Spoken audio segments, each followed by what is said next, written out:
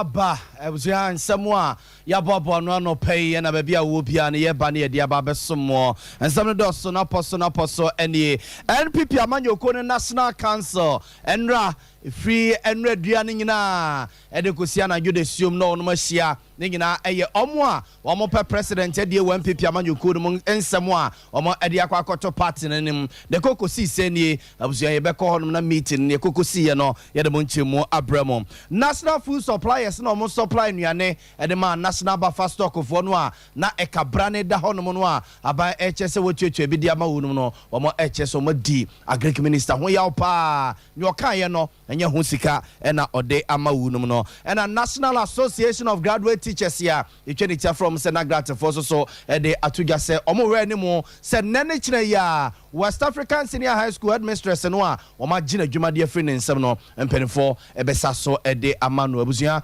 wani afoforo pi ɛne akekɛsi ani ya ne sɛ kasia baabi a wo bia no anɔpɛ yɛ ba na yɛde aba bɛsom wɔ medin ɛde nana yɛ ɔbɔ amale bi abɔga abusua ɛnyɛ brɛ na fe nsɛm no yɛnkomo ankasa ɛmfa ɛma mo yɛde ma ɔhyɛseɛ deɛ free MPP amanyuku no wonoma atena yɛ na sɛne yɛ mo ne mo sɛm no wɔmo ɛyɛ ahoboa akɔ akɔto aba ɛyɛ ɔpani a obɛdi party nanim ɛde wɔnom akɔ 2024 elections no na wakɔ break wɔmo 8 no a wɔmo aka no wakɔ break ɛde ama wunum na ewura no mu du ɛna akɔ fankrata wɔ party no mu a wɔmo ɛwa twene yim sɛ party no mpedimfo ɛbɛkɔ akɔto aba no na wɔmo ayi mu baako no atu franka ɛde ama party no abusua sa nipa dui obia ɛwɔ ɛyɛ enema bi a ɛkɔso wɔ party no mu a wɔmo ɛne nye ho ɛnam so ɛma emu bɛn kono deɛ wɔmo ɛkabo mu ɛtwa krata de kɔto party no mpedimfo anim sɛ wɔmo ate sɛ party no yɛ nhyehyɛyɛ sɛ ɔmo mra mu deɛ ɔmo ɛntimi mfa nipa du no nyina nkɔ ɛma delegates ne nkɔ nkɔto ɔmo so aba ɔso ɔmo yi mu num nipa du no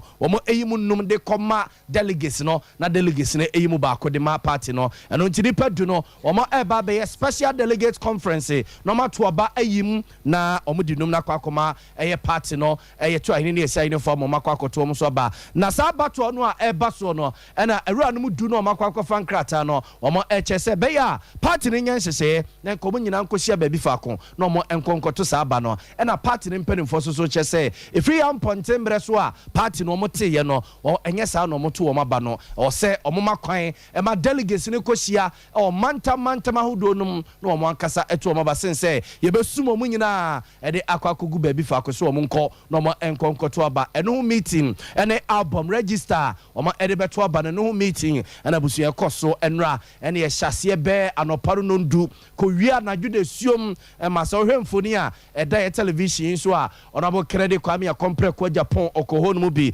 Vice President Dr. Alhaji Mahmoud Bamia ɔkɔ meeting na se bi yɛwura Alan Kodwo Kyerematen na ɔno so ɛwɔ meeting na se Dr. Usafri Yakoto Kania Greek Minister na ɔno so ɛwɔ meeting na se yɛwura Kofi Kuredu Apreku na ɔno so ɛwɔ hɔ yɛwura Boache Ejako ɛne akuku damu ɛwɔ party no mu nyina na wɔn ɛwɔ saa meeting na se na ne nyina akɔ ɛsɛ bɛyɛ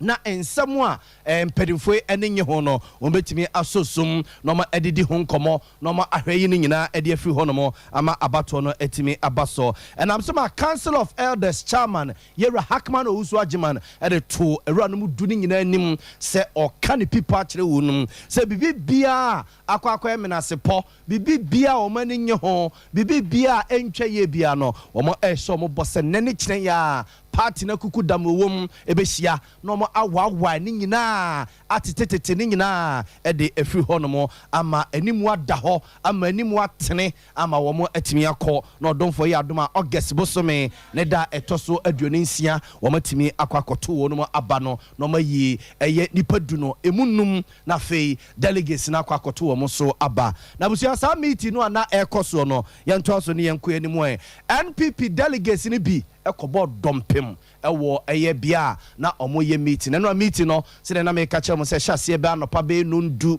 e de ko aye ne prem to brem ho no no na abusua e koso e wa Lisa Hotel ya e wo enkrapompene mantamo na delegates ni bi free Ablikuma Central Ablikuma South ododo obaton pasia so ekobo dompem ho no mo e ka kire party ni mpenimfo se so mo mpeneto empene no a omo de ade omo pa se omo makwan no mo nyina nkohia ba bi faako no mo enkoto aba no sense omo be ne se we nkwa ha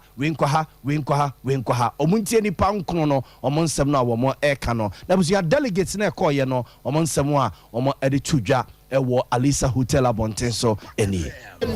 I decided on issues bothering the super delegates and other things. They are here to send a message. They have received information people say yes, no man. Said the end super delegates.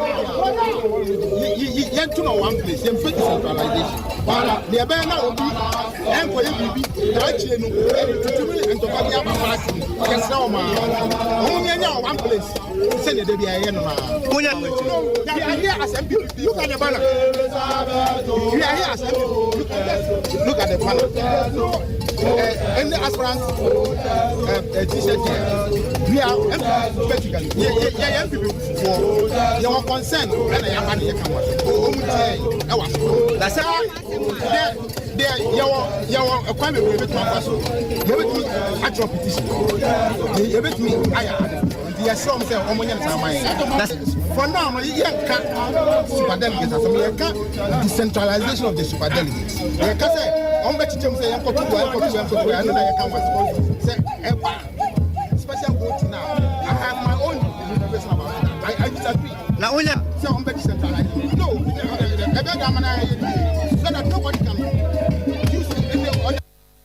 Observe way a delegates in Bia Ecobo Dompim Walisa Hotel Emra na party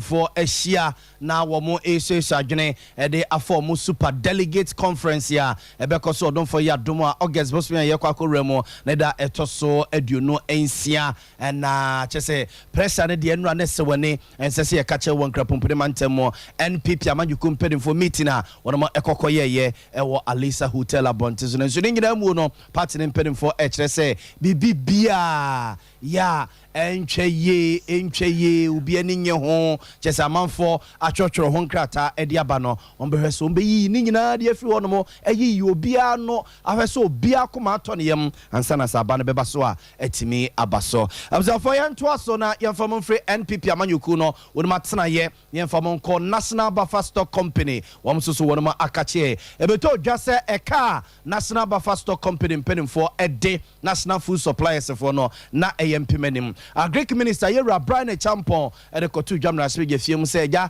woman 88 Yanka, woman, you know, woman and Yasika bear far, woman Ede Quacomasa food supplier, see, no ma show no boss abroswa, August Bossamede Tosso, a yedun so, the Akabu Bia, one betutia, Eddie a free honomo, and I'm some man round almost say, Omucho Musicane Eddie Amaunum, na National Food Suppliers for nature say, and Commonwa, Yera Greek Minister the Kotu Jamra Swig film, no, and is Cano Monsa Cano, and say, if someone to say papa na se kabia womo edi wonum no womo tefa edi afiri ho no na akafa no mahwe na August bosum no makwa kutua na nso sika na womo ense kika na de enufa no mpo ene mpese womo akoma akwa akotom yem to mo chese Agric Minister ne aban womo ya di womo ho ya opa Yera Patrick Ifa twetwo for penny edi Eman National Food Suppliers Association for no ya menim nuko ye no mo yan so mo no mo ye o mo hye bae nti o mo de bae no se be ye nso no ye Ghana for ye enti no ye tie na sopem na ye akoye fe na ka sika no o mo betua sika ka o mo de nyina mu fa ena na ya de na se 2022 dia mo tua mu fa de ya so mo mo nso ye ninje ho me fi se ne ya dwe mu na se ne ti ase ne fe e ka o mo de na ko mo betua fa na mo na ba se 2022 no ena o mo tua mu fa amaye oh so de mo ti o mo de no ye be so na ya 2017 no na ade ya pa awreko e twa nso mu pa ne se kama 2022 e ka me ko hye mu no e se ase sika nyina ko hye mu ndina ya ho de akofom it 2023 January na National Food Buffer Stock mo friends o mumra ya srem we de srem sika beba e tie pam mo chewa kwempia mo faso bia wo mo dey asem go supply bia na ma schools no papa ba and e dey na so free education obi agi say ye obi no baka say ye ne mo ni yem na ensem kaka da ba ho ejobi amwo ne supply bia na se na be school for na common dem and obi school na se bia ne o e me jan ko ko bo abisia o bank ko gigi loan ka for ka na 2023 dey must have the cab the cab pay and the hour ho papa diga o mo timi 2022 point na man and na 2020 obi kaka to ka na nka ja e so say ni da kote ni so Abjafo we a National Food Suppliers Association for no yeti wonum kan opene Patrick Ifa a twetwo for penny de makuno and watch say agric minister ni aban omo aduom ho ya pa se ne omo tene mrase je fie mo nim ekoye sere no sika ne sha se tototo wo nsam no enye no na wo mo ehunu nti yaudie aba omumu ye pa Abjafo ye nto so na ye famo enko enwomasua ho ensensem enra ne yede to manim say headmistress or that West African Senior High School no Ghana Education Service impeding for the krata mama me no so mfo na dwuma nto no mo no nkotena fie na mfifi mu enkoso na dwuma waye mu ngina ne say yese mama ne agigi sika bi different kwada no ho say yese motivation fee say de ndie ena nam so Ghana Education Service impeding for chese sa de no a wo ye ne etia omomra ene wono mo nhihye yese ka say free education ana say free SHS ya na eye free a won koje sempo ne nkapre bia emfa emfree ubia ho na Ghana Education Service impeding for na montuo we ya wono mo atuo no ena nam so ma a National Association of Graduate Teachers ya etweniti aka na say nagrate wono mo president de krata ba bonten say GS impeding for no so mo mpene to mpene no a ena ne kire ya mame no womo emfo na dwuma ema no na headmasters for no ena headmistress for no a womo senior high schools ahudu mu no bra wo no mo bre no enye asem ketwa. We also call on the Ghana Education Service to immediately reinstate the headmistress of West Africa Senior High School and any other headmistress or headmaster in similar situation. And I'll be very surprised that the government of Ghana is not using its security agencies to identify these problems and report same to it so that they find solution to the problem. We should all stop burying our heads in the sun like an ostrich to pretend that everything in the schools are rosy. Therefore, when you just identify the case of only one school, due to the fact that a parent goes to sit on an FM radio station to create the impression that parents are being forced, and as a result of that, the head of the school is interdicted, you are not solving the problem. You are just isolating one person and just picking that person as a scapegoat. The problem is bigger than West Africa Senior High School. The problem is distributed nationwide, and we think that it is absolutely wrong and unacceptable for heads of schools to be identified individually in the case that we are talking about. Government of Ghana, there is a need for us to sit down with stakeholders to review the free senior high school. Our schools are deteriorating very fast. There is an upsurge of private senior high schools in this country because they are beginning to be answers to the fact that our free senior high schools are not providing what is supposed to. Plead with government for government to take the most pragmatic decision in the interest of education. For where your penny Angel Kabonu wono and a year titreni at the National Association of Graduate Teachers here. Echenitia ekane se na gratiano ningina a West African Senior High School one headmistress here and penny for the krata manual so on for the juma and tuonum na enfisimu and enhwehwemu enkoso ni entia ono a edini pem eje nkwada ni sika se yesi motivation feels then there wabra Ghana Education Service penny for enye ntumu emmanuel no and na gratin penny for so no omo ekokutua so ewo ho no na ne nyina mu no SOMPA FM nsantwefo ne atnaya ehwe my Ghana ngomasua ho nsensem mekire education ministry no ekokodi nkomo kobusa wo no mo se dia bai enye se bia headmistress for no and headmasters for no mo kokeka omo anu atumu na enye se bia de we yo maye no se headmaster bi anasa headmistress bi ti school bi mo na bibi koso na encheye no obetima ye bibi dia fa ho a esan se sa asotwi we ebebenti no o ja ne sa mana se yo o che se de bi nye sanity ne mum headmaster fo ni bi ne headmistress fo ni bi dodo no a eta de mra hye no nsam etete nkwada no a enhyeda emfa komu bi enti headmaster bia ene headmistress bia de akoso no o mo hweso mbehye bibi ede afrimu opani Ernesta Kosa eye penin pa be de yechira ohwe ene amansai edi nkomo ama Ministry of Education no. Ghana Education Service is an agency, major agency under the Ministry of Education. And Anamobiana, the headmaster and the headmistress, which one Anamobiana, Sir Woodjay, a clearance from Director General of Ghana Education Service. Because you'll be the Dwapa as a argument to the Momoa Master School, no, and conquering what the Siomia the training. And then it's a very necessary simple, no, our Sao for no, it's yes, Kabia. And no, sir, would they request a Director General? No, I go through all the process through the district, goes to Minister Director of Education through the region, now about that summer. No, my approval was done by a city, 20 cities, 53. If we are for benefited from classrooms, yeah, the person. The known GS, sanction for now, no, was sanctioned, headmistress of West Africa Senior High School. So I appeared before a committee. Now, my message to the wire or the DSS card. For Penny and Nesta Kosa, a penny in Pabedi, a chira ene amansai edin komo ama Ministry of Education no na wo cheche nsemo kire se ningina eye kokobo ene won ne mu odin ekọ edema headmasters no ene headmistress ningina so munya hweyi when one fam ran kwan kwhye wonsam se wo kwa sika bi ede afiri nkwada no eho wa bra ebia wo kwa nya bata ningina ene betimi atua enti wa hwe ya wo se akwada bi nkofiade a ne maame ne papa nya sika metua se sika no a wo jeje ne na kwa ha akwada no na desua ene ho ensensem yento aso na yemfom nko yewura bugiri na bua erebi atwamu na oye chairman man pipi amanyuku no e wo mantifi mantem ne mu na enra na beto dwa se ose ne ababa wa kwesi bronika ne se oye ne receptionist e wo eye ne office na ne personal assistant ana kwesi broni beka no ne boafo soronko wo hu de esi ye eja on de anopa oluma wasori a wo ba adwuma na kunim so ba beto na branch ni na baba wo duro no ma wo bia ni hono mo ene wo tie makua wo hi o sk wo hi o akua wo hi o wo se wa na domfo beka che ne se eh papa na ante BNI for the car ba ha se ya sa wa baba wa no akua wo mafa no ko ena wo boafo soronko sk ni so wo ma ede ne ko no se number before mo say wa bra mansi bibia nkyere me e ma chese wura ne du bebe ne chese akwa ye araho sem ede ama ne pa wo se empo BNI for se ne ko betu sa no mo no a ede ade na na esi wo ho kwan se ono no ye pani wo fie no wo ma ebebo na mane ye se bia asomesi ana so benten ye hia no ne nyina eye eni bia ba bonte a na enkomo bi kokoso se IGP mampeni akufo ne MPP abaya fa prime se kwambia so mu be yi na di efzo ye NDC ni enwe bi atwam kra no ya Tamils bodyguard ne ade na chese sa ne nti ewiwe mu ne nam so ma yewura bugire na bu ne receptionist ne na branch e ba ko BNI for akwakofo no na emra no ne yenuanom eye oyirepafo edi nkomo ne nsemo de tu o manimuni. Well, this morning we took the lead that were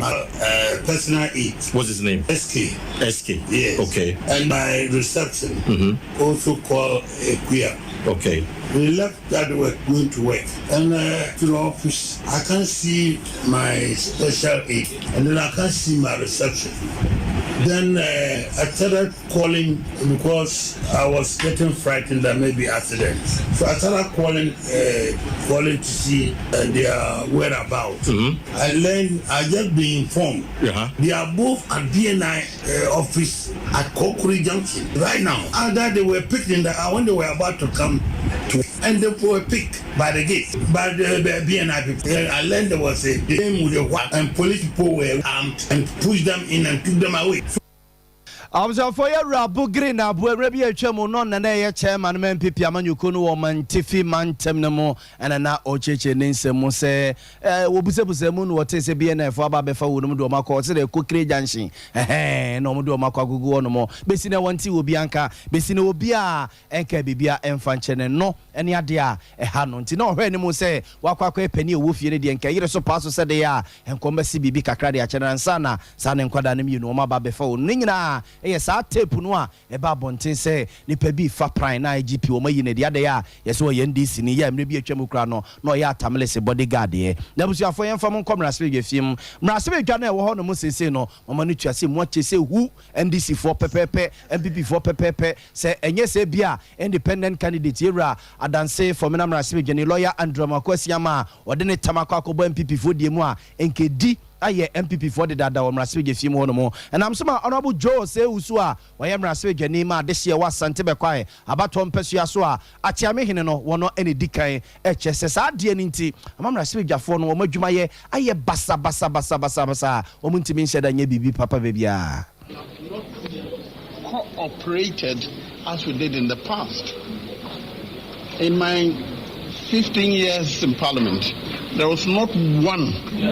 of consideration time that we had more than 30 people in the chamber. We have cooperated over the years because we understand the challenges. First, that business called consideration is very boring and it is very technical. So only a few people who got used to and learned over the years who were often in the chamber.